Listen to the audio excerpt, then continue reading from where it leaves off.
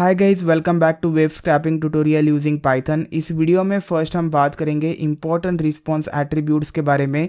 These attributes are useful and then हम बात करेंगे how to setup user agent. हम बात करेंगे कि यूज़र एजेंट क्या है and why it is required. चलिए इस इंटरेस्टिंग वीडियो को स्टार्ट करते हैं। जब हम गेट मेथड का यूज़ करके HTTP गेट रिक्वेस्ट सेंड करते हैं to the web server, return में हमें रिस्पॉन्स मिलता है। उस रिस्पॉन्स की इंफॉर्मेशन पाइथन प्रोग्राम एट्रीब्यूट्स में स्टोर करता है। These attributes are called as response attributes. चलिए सम इंपॉर्टेंट एट्रीब्यूट्स के बारे में बात करते हैं। सबसे पहला इंपॉर्टेंट एट्रीब्यूट है हेडर्स। इसमें हेडर इंफॉर्मेशन होती है रिस्पॉन्स की। अगर आपको रिस्पॉन्स की हेडर इंफॉर्मेशन देखनी है, you can print this attribute. Attribute यानी वेरिएबल्स ही होते हैं।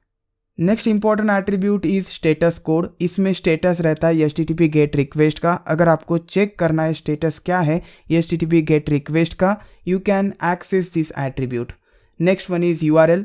अगर आपको URL की ज़रूरत पड़ती है फिर से, जो आपने यूज़ किया था while performing the gate request, आप इस एट्रीब्यूट की मदद से उस URL को एक्सेस कर सकते हैं। Then cookies. देखिए रिस्पॉन्स में वेब सर्वर कुकीज़ भी सेंड कर सकता है। हम बात करेंगे कुकीज़ के बारे में इन डिटेल किसी दूसरे वीडियो में, लेकिन अगर आपको कुकीज़ की इंफॉर्मेशन देखनी है, you can access this attribute. And then elapsed time for request and response. HTTP request को प्रोसेस करने में, रिस्पॉन्स को रिसीव करने में कितना टाइम लगा, इसके इंफॉर्मेशन इस एट्रीब्यूट में स्टोर्ड है। चलिए प्रैक्टिकली इनको एक्सेस करके देखते हैं। देखिए ये सारे एट्रीब्यूट्स रिस्पॉन्स ऑब्जेक्ट के हैं। सो रिस्पॉन्स ऑब्जेक्ट का रेफरेंस हमें देना पड़ेगा रिस्पॉन्स, एंड देन हम एट्रीब्यूट को एक्सेस करेंगे। सपोज मुझे URL प्रिंट करना है, I access the URL attribute. चलिए मैं रन करता हूँ and you can see URL gets printed, जिसका यूज़ करके हमने गेट रिक्वेस्ट सेंड की थी। सपोज आपको स्टेटस कोड प्रिंट करना है, स्टेटस अंडरस्कोर कोड। क्लियर करके मैं रन करता हूँ and you can see it is 200। आप इन एट्रीब्यूट्स का यूज़ कंडीशंस में भी कर सकते हैं। सपोज स्टेटस कोड 200 है, perform this task. Suppose status code 404 है, means page not found, do this. So आप इफ एल्स के साथ इनका यूज़ कर सकते हैं। देन मैं एक्सेस करता हूँ दूसरे एट्रीब्यूट को, cookies. Clear and run and you can see this is the cookies information. अभी ये एम्प्टी है, सो कुकीज़ नहीं मिली है इस URL के थ्रू, बट अगर आपको कुकीज़ मिलती है तो उसकी इंफॉर्मेशन इसमें होगी। सपोज मुझे ये चेक करना है कि कितना टाइम लगा है for making the request and response. I use the elapsed attribute. Clear करके रन करता हूँ। So it took this many seconds, 00.752211। अब मैं हेडर इंफॉर्मेशन प्रिंट करता हूँ bye using the headers attribute.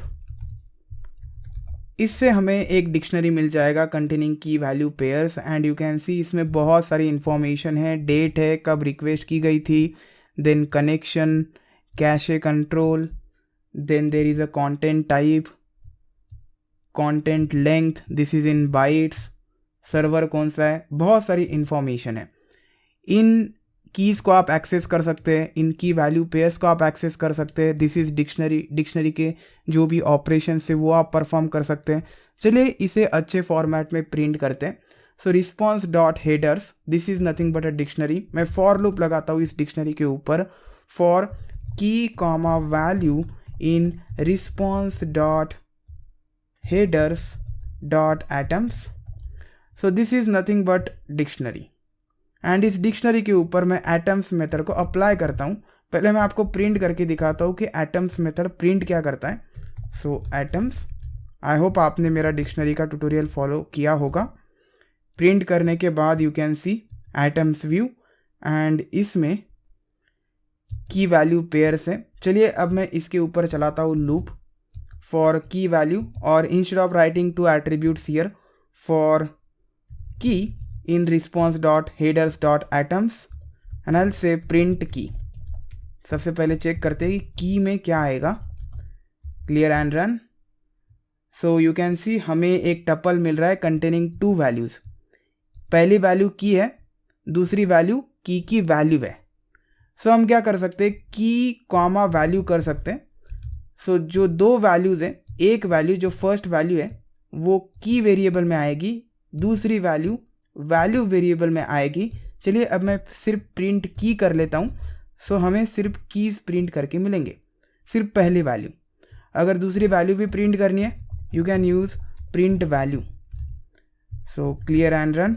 सो एक की एक वैल्यू प्रिंट करके मिलेगा। इंस्टेड मैं क्या करता हूँ, कुछ अच्छे फॉर्मेट में प्रिंट कर लेता हूँ। प्रिंट फंक्शन के अंदर I am creating one f string. सबसे पहले मैं की प्रिंट करूँगा and then one arrow and उसके बाद वैल्यू प्रिंट करूँगा। क्लियर करके रन करता हूँ and you can see we printed in some understandable format.